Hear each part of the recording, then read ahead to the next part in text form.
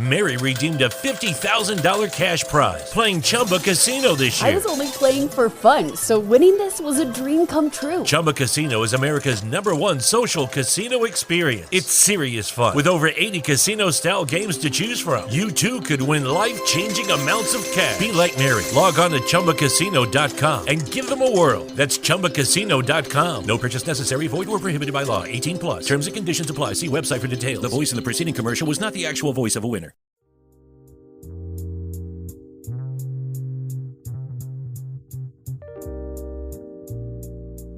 Hello, and welcome to the Proactive Caregiving Podcast. As a CPA with over 20 years as an industry accountant, Jessica stepped away from the corporate world to become a full-time caregiver for her mother. Having learned invaluable lessons along the way, she is now here to share those with you and to invite you to join her on this caregiver's journey. Here is your host, Jessica Cannon. Hello, everybody. I'm so glad you're here with me today. I am the Proactive Caregiver, and I specialize in educating others on how to be proactive by empowering you, the caregiver. If you cannot take care of yourself, then you cannot take care of your loved ones. And along those lines, I've been seeing more early morning walkers and runners as the seasons are changing yet again. As I begin to prep flower beds, I'm reminded about what I've gleaned from gardening and maintaining indoor plants with these seasons. Finding that optimum soil content, light levels and temperature, or protection from environment kind of is similar to caregiving to me. The indoor plants are a bit more temperamental, but having indoor plants not only contributes to my overall mood, but it helped with the added oxygen in the room too. Now, I know what you're thinking. We're talking plants? Well, that's a topic all in itself. But if you can imagine that caregivers and our loved ones are a variety of indoor plants, then you might realize we need special consideration to thrive. And this consideration I'm referring to is that of our health from the perspective of our hearts, our guts, and our brains. When we're in the midst of the day plugging away at our to-do list or caring for our loved ones, the thought of our brain-gut connection is not exactly driving our day. We are in somewhat of a survival mode without even considering the best way to survive. And if we realize the stress that comes with caregiving, we can take this one step further because we may not even consider a life beyond surviving towards healthy living. Might just be trying to get through another day. I know I had to retrain myself in what healthy living looked and felt like. So today's guest is Ewan Williams, who resides in the UK, and he's also the founder of Vitalize Health and Fitness, where he has become a mood and body coach. Ewan is a coffee lover and a health nut, but he still understands on a personal level what it feels like to struggle with low energy. This kind of struggle affects our mindset, our behaviors, and overall our happiness because it's in connection with the flow of movement, sleep, and, of course, our choice of nutrition. Beyond his own journey of self-care, Ewan obtained a degree in sport and exercise science while becoming a qualified level 3 physical trainer and a precision nutritionist. The Precision Nutrition Certification. This is the world's most respected nutrition education program. But with this training, Ewan is able to help people not only become more physically fit, but also understand the physical and mental effects on their bodies. He goes through this by incorporating mindfulness approaches, meditation, and other aspects of physical, mental, and spiritual health to reach the root causes of poor health. He helps people like you and me go beyond an exercise regimen and begin a journey of self-discovery and healing. Because after all, we are our own best advocate when we can tune into our body's needs.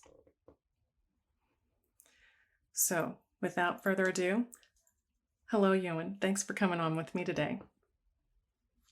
Hey Jessica, thanks for having me. Really appreciate the intro and the kind words, and you know, a lot of insight into how the whole body is connected to everything, and everything's connected to everything works together Absolutely. to create optimal health, basically. Yes. Yeah, and I love what you're doing. Kind of helping those caregivers to take care of themselves too, because I think that's something that, I guess, taking care of someone, you kind of quite often neglect yourself in the process. Absolutely. So I love what you're doing in helping those caregivers do that. Thank you. It's kind of a trial and error, and it's a lot of what I've experienced has definitely been beneficial, but at the same time, learning how to navigate this caregiving journey because, I go from watching and observing my mother on how her day is, how long she's been sitting, her aches and pains that she goes through, and just trying to hear what's going on with her and then trying to fix things that I can't actually fix. It always takes that willing participant too. But seeing what pain points she's going through, and then I realize, okay, that's something I need to avoid. It helps me cue into things right away of, okay, this is not exactly the best way. This is a better way. Maybe tomorrow I'll start doing this instead. But it's a cycle where I had to realize the physical body and the mental body and the spiritual body, all of it is connected, and it's not one or the other. Yeah, definitely. And I think if one's out of balance, then sooner or later another one will start to become kind of out of balance too, if that makes sense. Oh, it absolutely does. Once my physical started to kind of get out of balance, then it was not long before the mental part of this started to follow. Yeah, and that's kind of like you spoke about the gut-mind connection in the intro, and how, we often don't really know or make the connection between how our guts can affect our mood and our mind and our mental health. I think a lot of that could potentially be down to the modern Western way of medicine. We kind of look at everything being different parts, and you have these different specializations in medicine where we kind of think that the brain, if there's something going on with the brain, it's just the brain. Whereas in reality, it could be the gut or somewhere else in the body that's, creating this downstream effect of imbalance somewhere else. Definitely. And that's something that I didn't realize. Many years ago, I started having problems with gut issues, stomach. I don't even know how to put it all in one kind of ball of what makes sense, but day by day, I just kept thinking it was, stress from the day of work, trying to meet demands and deadlines, and then trying to find time with family, and all this stress just kept piling up. And eventually I started thinking, well, maybe I'm just having allergic reactions to food, and starting to really limit what I ate or how much I ate. And it ended up being that these issues kept growing and getting worse until one day I thought I was in the middle of having a heart attack. And it ended up being that it was my gallbladder. My body was signaling me that my gallbladder was done. It needed to come out. And it wasn't until that happened that I really started to focus on what I was putting into my body in terms of nutrition. Yeah, because I think what kind of our gut and the inside of our body is kind of still, if you think about it, the outside, if that makes sense. Because we're putting stuff from the outside, the food and things like that, into our body, and it's coming down into the gut through the stomach into the intestines. But they're kind of, they are in your body, obviously. Right. But, there's that barrier between the gut lining and then the rest of the body, if that makes sense, your bloodstream, which can then bring nutrients and everything towards different parts of the body. And I think that, when we're eating foods that are less than optimal, or we're highly stressed and things like that, this gut lining can become sort of leaky and inflamed and things like that, which can then, if that inflammation gets into the body through that gut lining, then that can create inflammation anywhere else throughout the body. For example, that can cause low mood, mental health issues like depression, anxiety. A lot of the research lately shows that it's actually a lot of the reasoning behind depression is inflammation on the brain.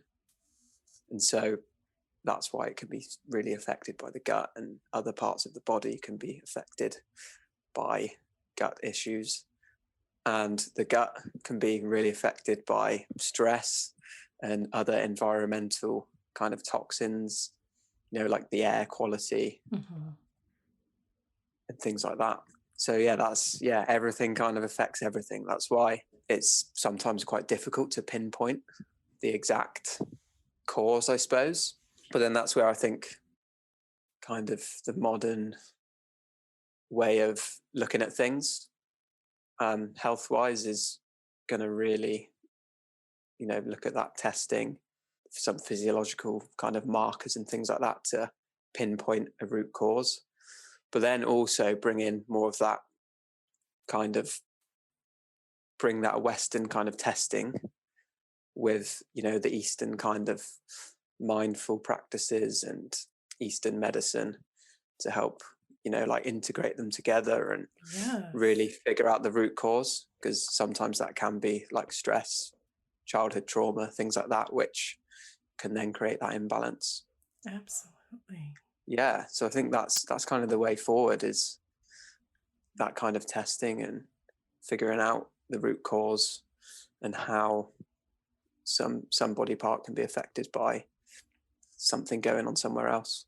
I'm glad you said it that way, because it's definitely before thinking Western and Eastern, they're two totally different approaches and we keep them separate, but there's so much benefit to combining them and bringing this together in our day-to-day lives. I know I've started to have a major difference once I started to look towards the Eastern development. I thought, if I have the Western side of it where it's more physical fitness and appearance driven, as opposed to the Eastern side of it that is actually more focused on the mind and how it affects the body. If we could just bring the two of them together, we would get so much more benefit out of this.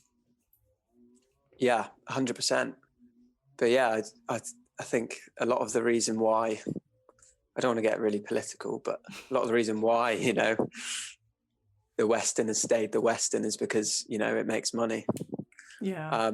Exactly. But I think, if we can be more aware of health, and I sometimes put a hashtag on my Instagram that make health sexy, which is quite fitting.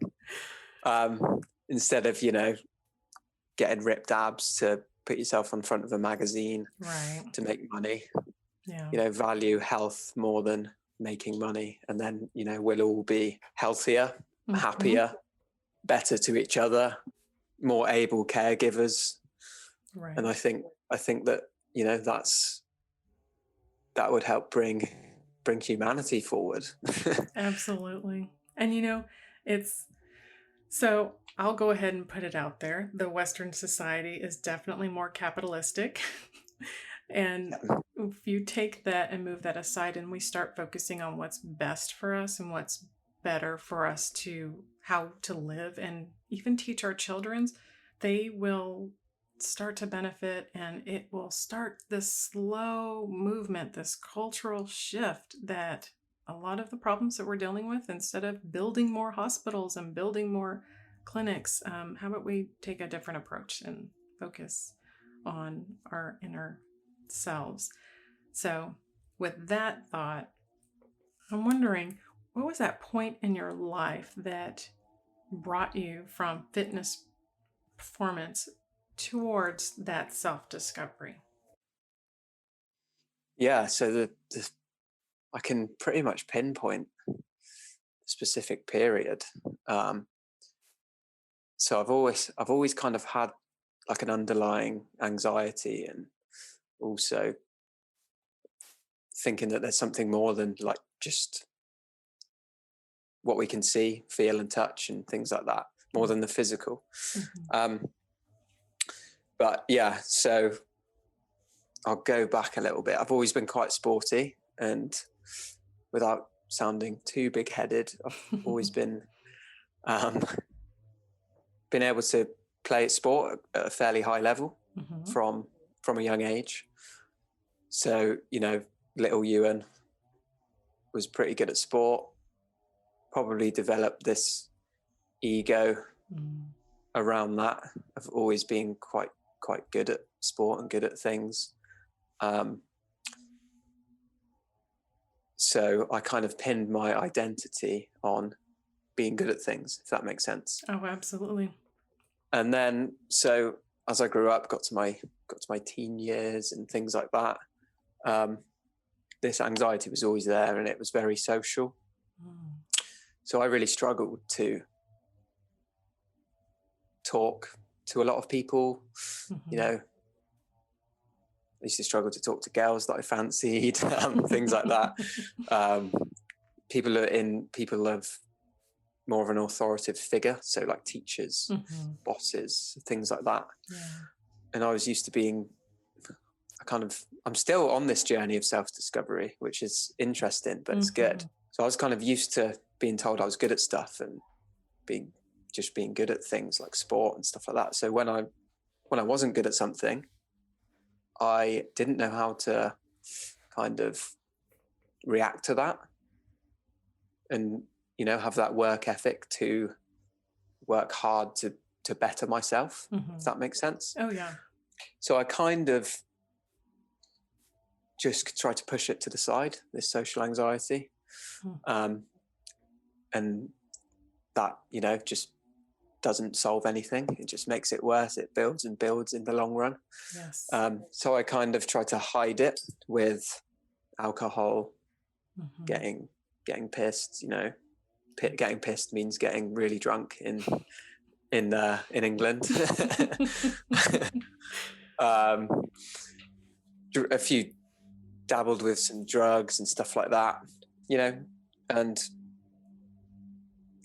I think that was really, I overdid it because I was hiding these anxieties and things like that. But the time, so long story short, the time that I can pinpoint where my journey went from being, you know, the fitness, sporty performance side of things to looking a bit deeper and going inside, more introspective, was actually after a really, really bad experience at a festival, after doing some drugs and alcohol and not sleeping much at all. I had this severe like panic attack, and it lasted hours.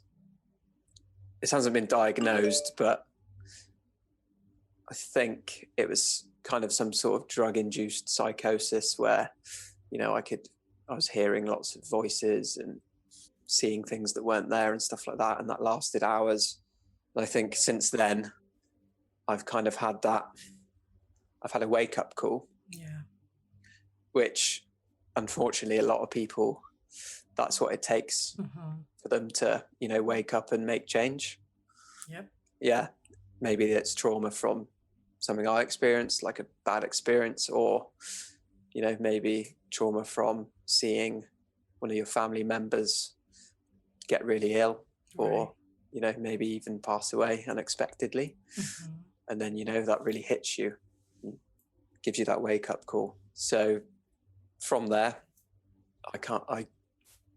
it's taken a while, but I've shifted my mindset from trying to be the best at everything and being really sporty and things like that to, just trying to be better within myself, Right. incrementally at things I do. And then that's where, the whole mindfulness mindset and the spiritual side of what I do has come in, really. So the fitness and the exercise and the sporty side has always been there, along with the nutrition for that.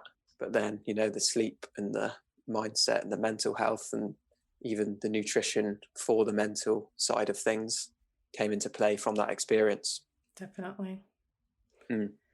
It takes, and I think that's what happens. It takes those experiences for us to get that wake up call. I know I can relate to a lot of that. And even after, I think it was feeling the difference between, when you get to the point where I was used to being and almost on that, what I call the autopilot, used to being in this mode of just existence and surviving, that I didn't realize the difference until I switched over to better nutrition and the difference in energy that I got out of it and the moods that were so much better. That was that eye-opening change for me. So breaking a cycle of, having to have a glass of wine to go to bed and then turning around and having to have the glass or cup of coffee maybe to wake up, and then maintaining the mood or keep it from fluctuating too much throughout the day, because the not having that fuel to start the day off with correctly, it didn't help the mindset of where I was at and just trying to get through the day and just trying to function, because I had that fitness background. I loved playing sports throughout junior high and high school and getting all the compliments of speed and endurance and just the physical abilities, and then becoming the adult and you don't get those compliments anymore. You're stuck in this cycle of meeting deadlines, and those compliments may come if you meet the deadlines on time or you produce more or you're the salesperson, and it's just those compliments come from a different area, which left me to find that compliment if I gave myself like, oh, I had a good day because I didn't have as much junk food, or I had a good day because I didn't drink as much wine. I had a good day because I didn't do something that I was attaching to something negative, as opposed to saying, oh, I had a good day because I got out in nature and it was beautiful and I had a chance to change my outlook and take that breath of fresh air out there under the sun. Or I had a good day because I started my day with meditation and really felt through some things, as opposed to rushing through something to check off the boxes. Yeah, I love that. And back to the coffee you said you have in the morning. Love that. Maybe 2, maybe 3 sometimes. Oh, I have to stop it. I actually gradually, this was another thing that I gradually weaned myself off of coffee and onto green tea, just because for me, I noticed when I started my day with coffee, I, for whatever reason, did not want water afterwards, or I didn't recognize that I went several hours without any water. But if I started my day with green tea, then I immediately went with glasses of water right after throughout the rest of the day. And it was just that was the difference that it made for me, was doing one thing after the other. And then I started loving teas, all sorts of teas, and trying different lemon and honey and cream and all kinds of things. It was just variety. It was changing things up, because that's part of healthy eating, as you gradually learn. And I was gradually learning what was good for my body and why it was good and how it was affecting my gut and my heart.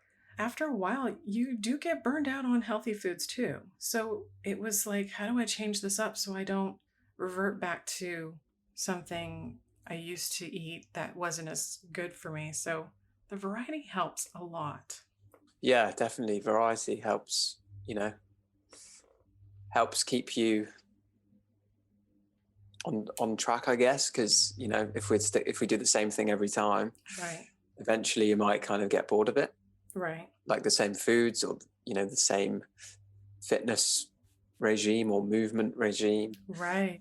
and things like that. So variety can really help keep us in kind of in the moment, because it's something different, so we have to focus on it a bit more. Maybe we cook a new recipe, maybe we're starting a new exercise in the gym or outside in nature, because I love exercising out in nature. It's so much better than indoors for me. I believe it.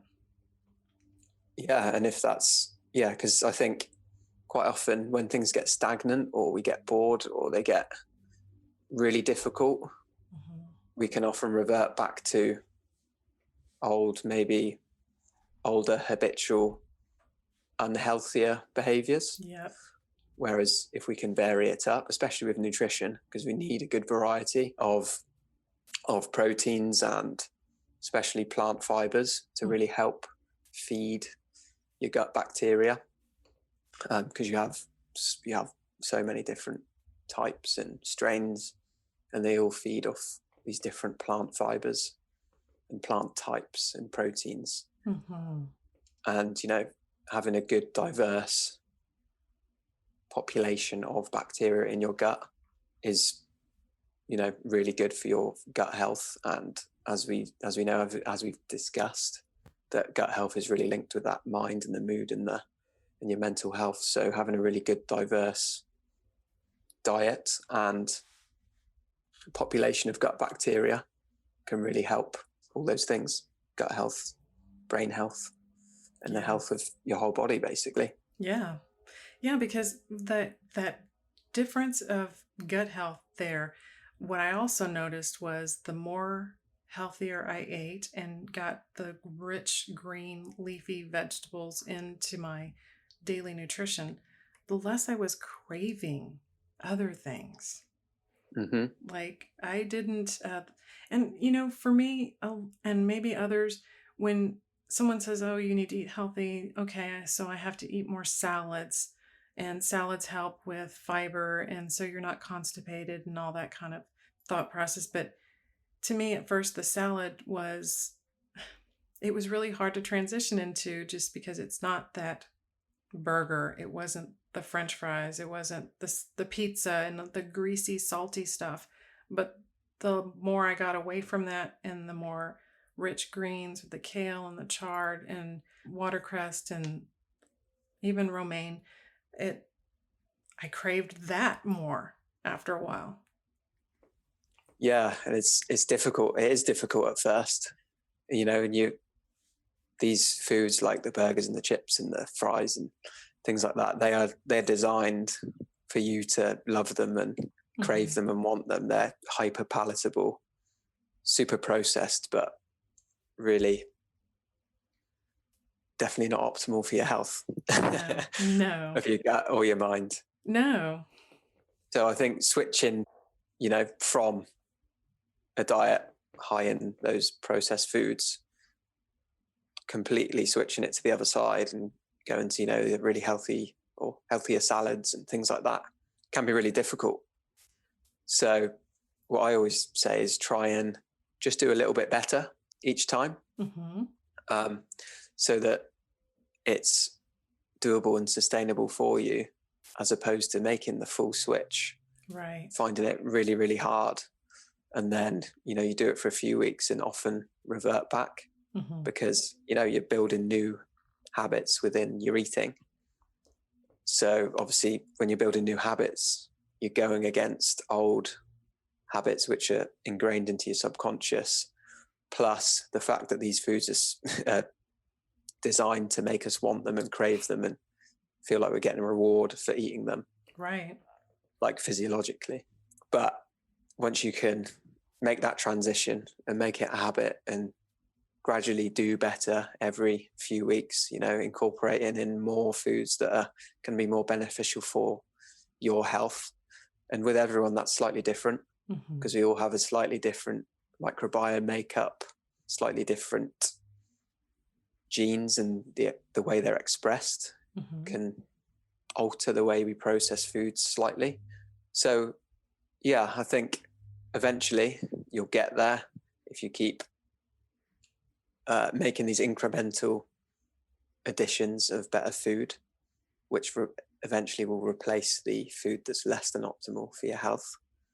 And then you will crave the healthier foods because they're way more nutritious in the long run. So once that craving for the higher fat, high sugar, highly processed, hyper palatable foods, once they've stopped hijacking your body basically for those cravings, then eventually you will crave those healthier foods because you're getting the nutrients that your body wants and needs. Yeah, and I think a big thing is to be aware of that and have self-compassion for when you want those highly processed foods, because your body is designed genetically through evolution to want these high energy foods basically, because the way we are now, our society now has grown so fast and quickly that the way we're kind of hardwired, our genetics haven't caught up yet, because it takes thousands of years for genetics to kind of evolve and change, and it takes a lot of new generations and things like that. Whereas I think the industrial age has been around 100 years. Yeah. So we've sped up so much, and I think there's this big mismatch between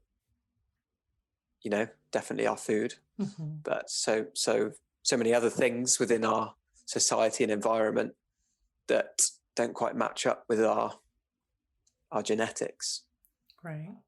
So from that, I think it's good to have self-compassion for, when we do eat these foods, it's okay. It's what our bodies are designed and want to do. Right. For that kind of that primal survival instinct. But yeah, that's why I think making that incremental change and setting up your environment for success really helps as well. Definitely. Yeah, for example, like leaving your willpower at the supermarket or the grocery store, and just trying to avoid those aisles in the supermarket, which are very tempting. Because when that food's in your house, where you spend a lot of your time, or in your cupboard or in plain sight, it's going to be eaten.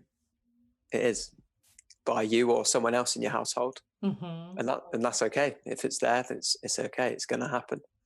But if it is there and you still want to make these changes, you can hide them in places. Put the less than optimal foods at the back of your fridge, and maybe the ones that you want to eat, the better ones for you, at the front. So you open the fridge, first thing you see is the one that's going to be better for your health. Trying to make it difficult for yourself to eat or do the things that aren't so good for your health, and make it super easy for yourself to do the things that are going to help your health. Exactly. Part of that self-compassion, though, that was something that was driving me, because at the same time, trying to better my own personal health and help my body adapt after having my gallbladder removed. And then also, again, observing Mom during her days and what she ate in her food, her moods after the food that she had. And then I was trying to transition her with me on the healthy food choices that I was learning to make. And I was trying to help her go with me. And that willing participant, that's very important. But understanding the difference between, this process where I started to eat better, the mood started to improve. I stopped craving some of the less desirable or more of the flat out junk foods. And then I started doing a little bit more research and understanding that these foods that we're eating are contributing to not only the bacteria imbalance in our guts, but eventually it was going to affect our hearts, which eventually affects our brains. And so that in itself helped me find that bit of self-control, I guess. And because prior to that, the only time I would give something up, honestly, was during the season of Lent. We would give up sodas or beef. For example, one year we gave up beef, and that was probably the best year. I no longer craved having beef like I used to, and I started to lose weight and realizing, and then trying to make that connection. I was like, why did that make such a difference? But it was something that I was forcing myself, and yes, fighting those cravings was hard, but letting the process take place and letting it work and letting it go from a process to a habit, and then from that habit to the new lifestyle, and connecting all of these dots, like, wow, what I put in my body is really important, because it's eventually going to affect the gut, the heart, the brain, and the rest of my organs. And then once everything starts to react in a bad way, the inflammation, all this other stuff, then I'm going to start having physical body pains. And it was amazing to see and understand I'm able to make changes. I'm able to change this process that I'm going through. And instead of it just being, oh, I'm just trying to lose a little bit of weight because I want to get into a lower dress size or something silly, that it was like, oh, not only am I in that lower dress size, but I feel better and I'm not so moody and cranky. And if I'm able to help mom with this, then wow, she's not as moody and cranky either. And there's something to this.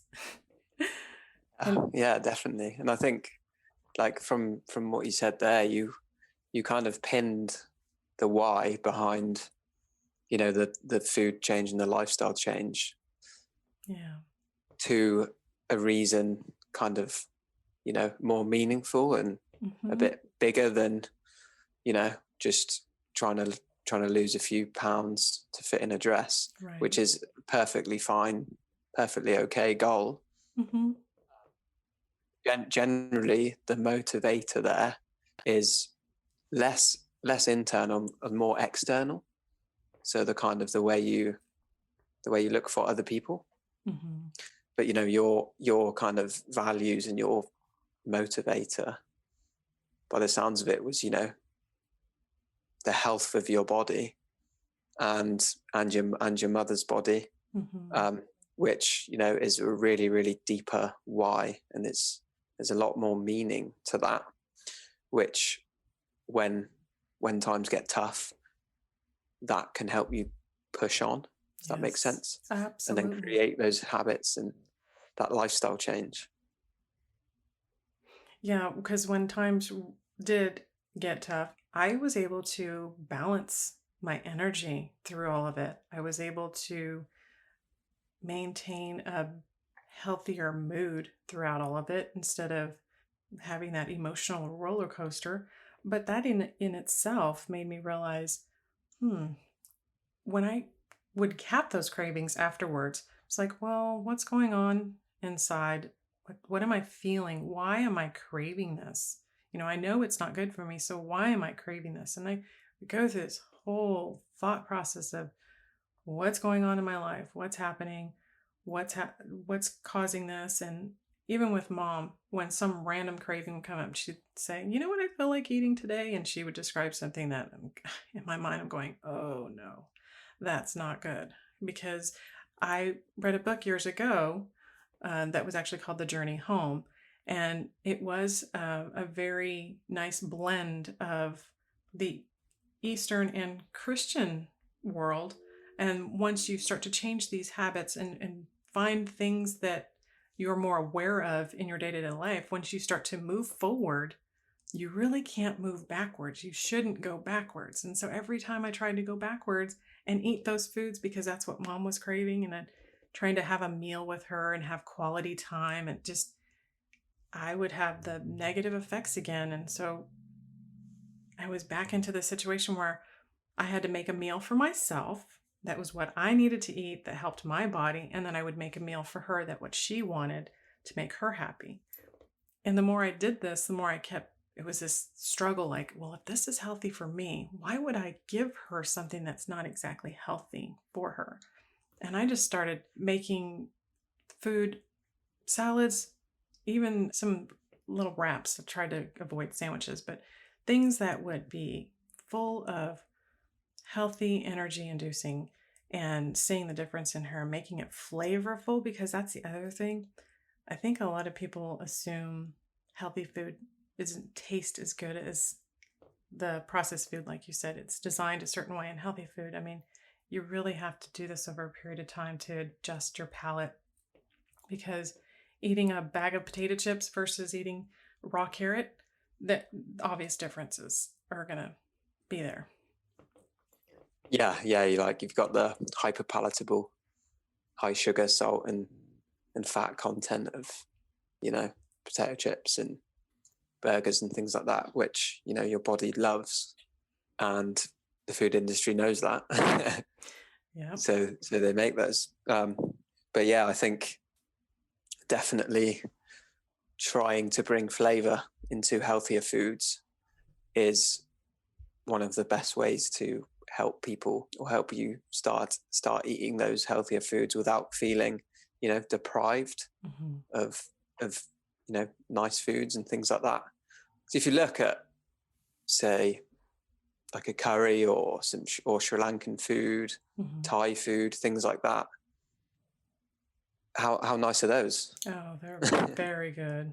Yes, So and good. that's what my palate has evolved towards. I prefer those foods now. Yeah, I love them, and that's because they utilize these combinations of herbs and spices and things like that, putting them on these vegetables, these healthier foods, into a sauce, and it just makes the food so nice, and you're getting more nutrition from it.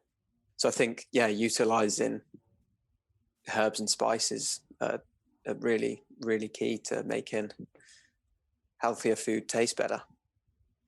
Definitely.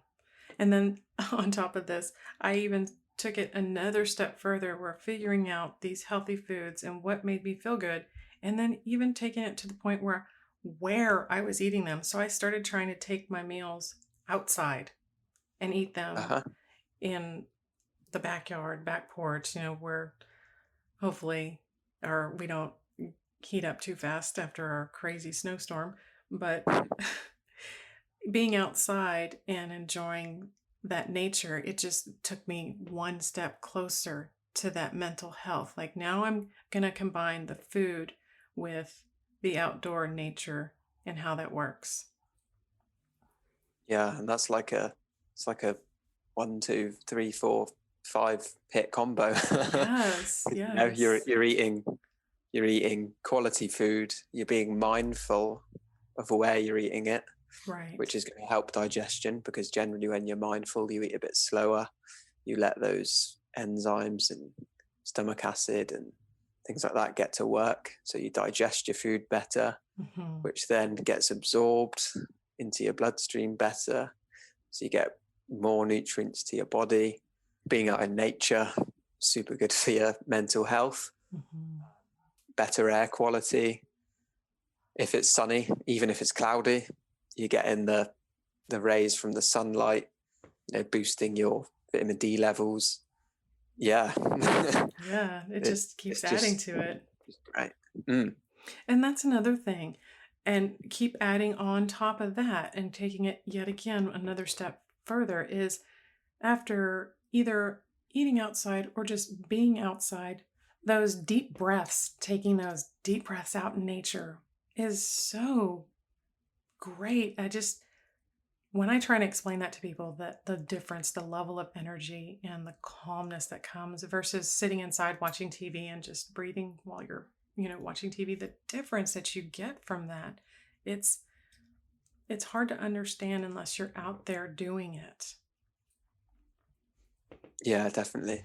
And I think that it just comes from doing it, doesn't it? And knowing and feeling the difference, breathing in that fresh better air quality than you do indoors, and that sense of calm when you breathe in deeply. Mm-hmm.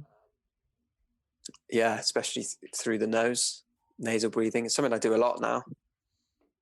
Quite a few times throughout the day, I just kind of, when I'm maybe feeling a little bit overwhelmed or things are getting on top of me, I just use that breath to ground myself and kind of help my nervous system calm. Because that breath and that diaphragm, when you do that deep breathing in through the nose, really helps activate that rest and digest, that parasympathetic nervous system, which then gives you that feeling and sense of calm.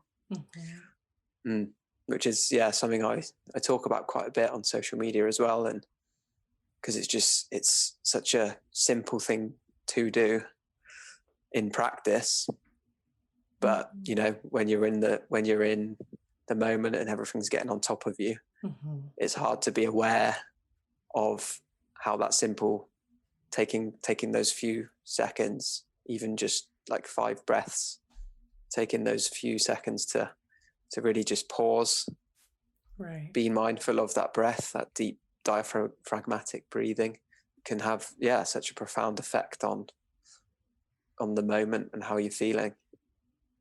It has an effect for me that's not only on the moment and the mood and just feeling like I'm re-energizing my body, but those deep breaths have even helped with my lower back pain.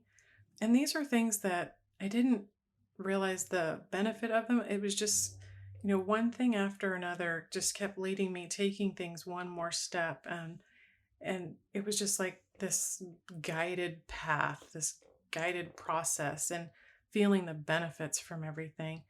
And once I felt good with it, then it was like, oh, this is great. I want more. I want more. And it was a different type of craving altogether. It's like I craved being out in nature. And that sounds weird to say, but I craved the fresh air, to be out there. I craved sitting out underneath my meditation tree with my bare feet in the grass, because I wanted that energy from the earth even. Yeah, getting grounded. Yes, exactly. Yeah, I sometimes walk around barefoot outside and get a few strange looks, that's for sure. But I know the value of it and I know the benefit of it. So I kind of see past the strange looks. And just that being outdoors and connecting yourself to the earth. Yeah, there's so many benefits to it, mentally, physically. It can help reduce the inflammation that we may have, speed up wound healing, help us sleep better, which, when we sleep better, everything gets better. Oh, absolutely. Yeah, for sure. Sleep is such an important pillar of health, and the breath can really help that too. Yeah. It's funny that you say that, because I lost sight of that when our youngest son was having some gut issues and some acid reflux issues. It was a cycle of, if he slept good, he ate good. If he ate good, he slept good. It was just AM, PM. It was making sure he would sleep good and eat good. And it was a happy balance for him. Yeah, and then I guess vice versa. When you sleep bad, you tend to crave those not so healthy foods. Exactly. Yeah, so that's when you've really got to double down on all the things you spoke about, like the environment and pinning that why on something a bit higher. But yeah, sleep affects everything. It's so important. Yeah, especially with gut issues, because when you don't sleep as well, that can create something, or a kind of, that gut lining can be more permeable to things that can be quite inflammatory and not healthy for us. So it really helps to seal that gut lining a bit better, among hundreds of other things. But yeah, that's something that came to mind based on the gut connection with the sleep. Right. So yeah, it's like how one thing can create that ripple effect. Right. That downstream effect on so many other things throughout the body, like we've talked about a lot. Yeah, just how everything is influenced by everything. If Yeah, that makes sense. it does, and that's what it comes down to, is that we get so stuck into our days that we don't realize the small moments and the small habits that could make a big difference, and that one thing affects many things, and the reaction to that other thing may affect something else totally on the other end.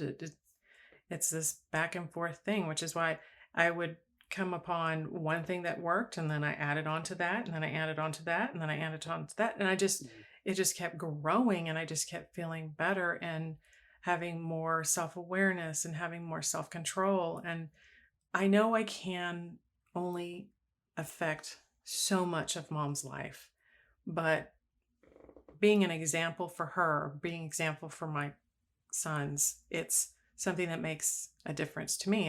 It's like, why didn't I learn this sooner? Why didn't I do this so many years ago? And it's like, well, I had to break some mental programming to start going in a different direction and a better direction before it was possible.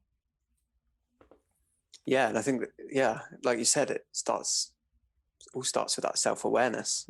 Yeah. Of when things are affecting you in a good way, or when things are affecting you in a bad way, and maybe why that is.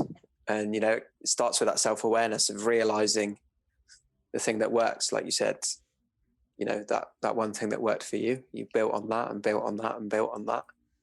And now you have all these really good habits and behaviors that you do, that are part of your lifestyle. And yeah, and you kind of feel better for it in the long term.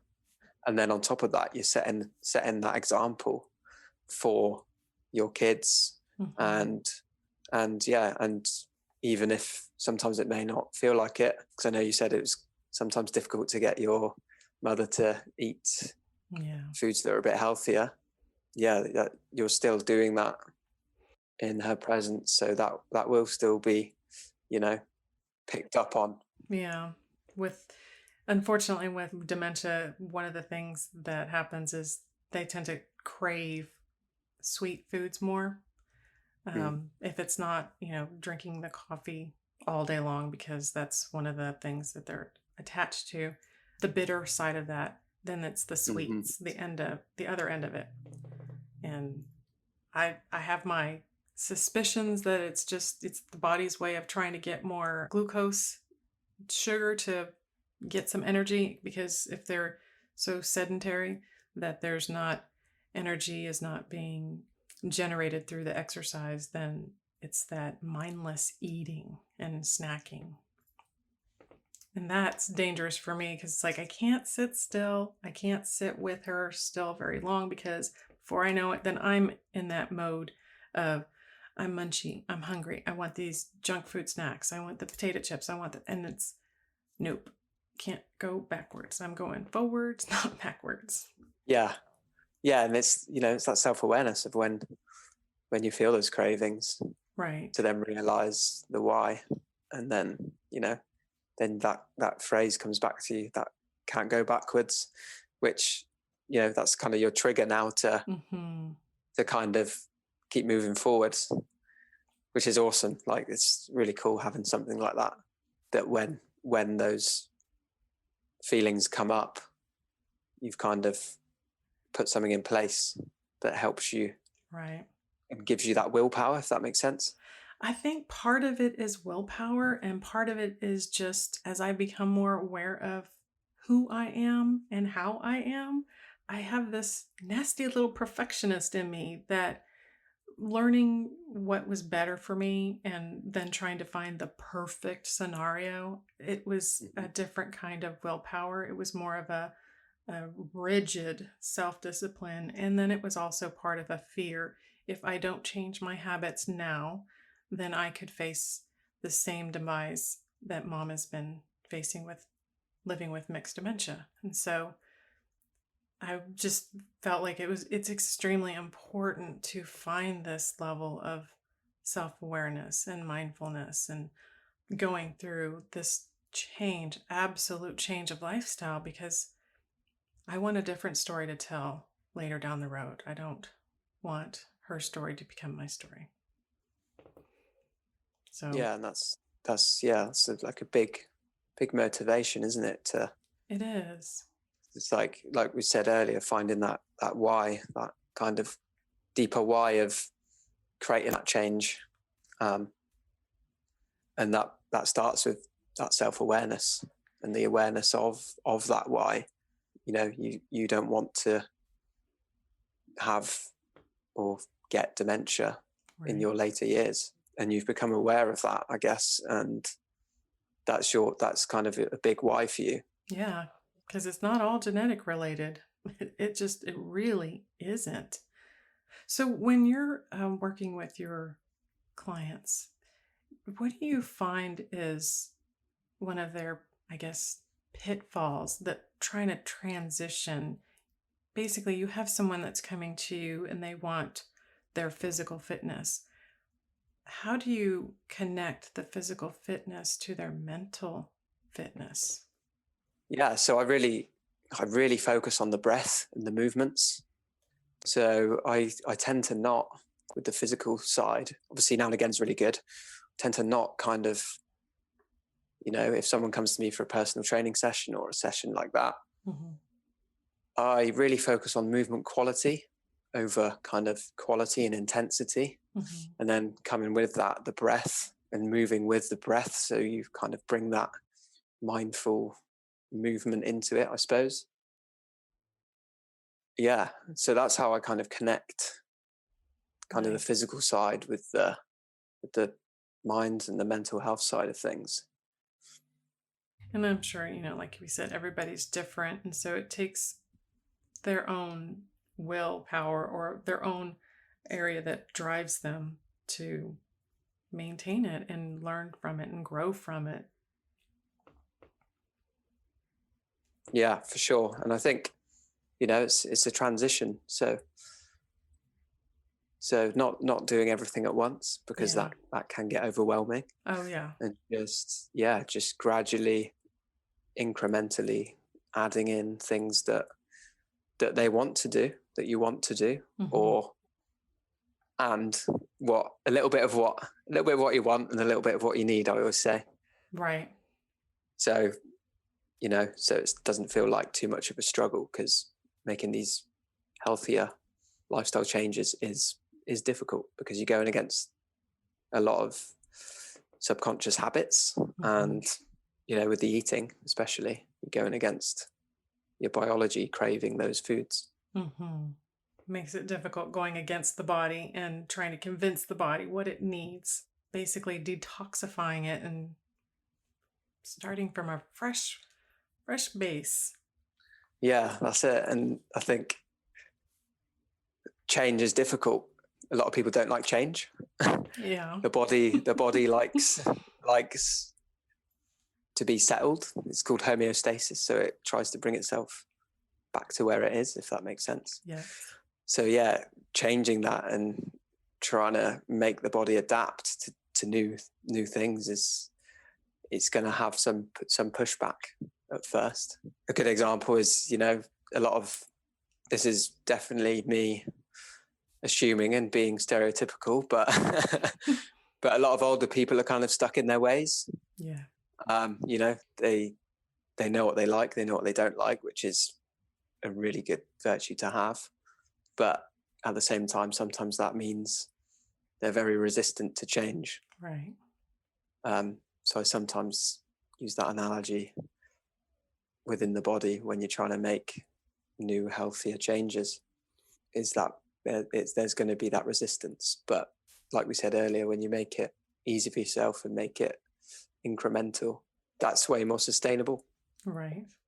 Absolutely. In the long run. So, Ewan, how do people find you if they are stuck in their routines and they need help to begin their incremental change and go with more of a fitness program?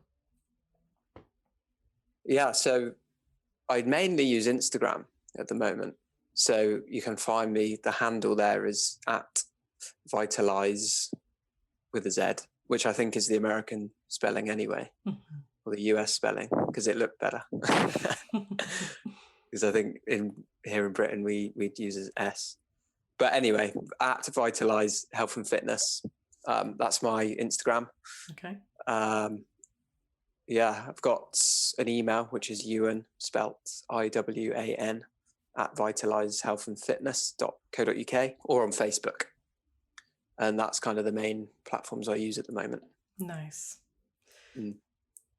That works. So, ladies and gentlemen, if you are looking for a change, you're stuck in a routine, or you're trying to get out of this cycle that I know I was in before, of the craving and the lack of exercise and energy and the mood swings and all of that, then I highly suggest reaching out to you and trying to get a new beginning, a new change. I mean, seasons are changing, and it's that wonderful time to start doing that little bit at a time to build on it and go in a healthier, different direction.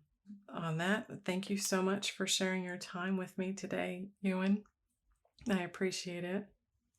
Yeah, thanks for having me on, Jessica. It's been a pleasure.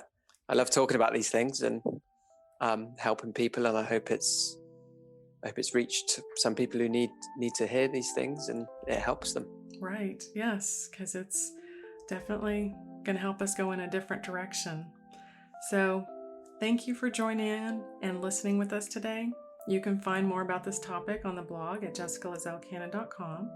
And I hope this gave you more food for thought. And until next time, be proactive. Take care, everybody. Thank you for joining us today. We really hope you've enjoyed this episode. To learn more about proactive caregiving and to hear other episodes of this podcast, please visit www.jessicalazelcannon.com.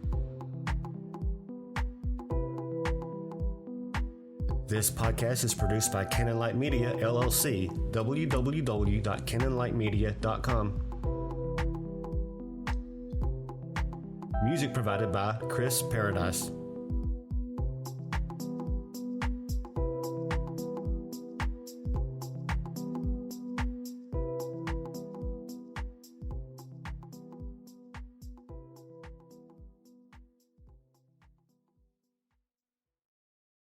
Mary redeemed a $50,000 cash prize playing Chumba Casino this year. I was only playing for fun, so winning this was a dream come true. Chumba Casino is America's #1 social casino experience. It's serious fun. With over 80 casino-style games to choose from, you too could win life-changing amounts of cash. Be like Mary. Log on to ChumbaCasino.com and give them a whirl. That's ChumbaCasino.com. No purchase necessary. Void or prohibited by law. 18+. Terms and conditions apply. See website for details. The voice in the preceding commercial was not the actual voice of a winner.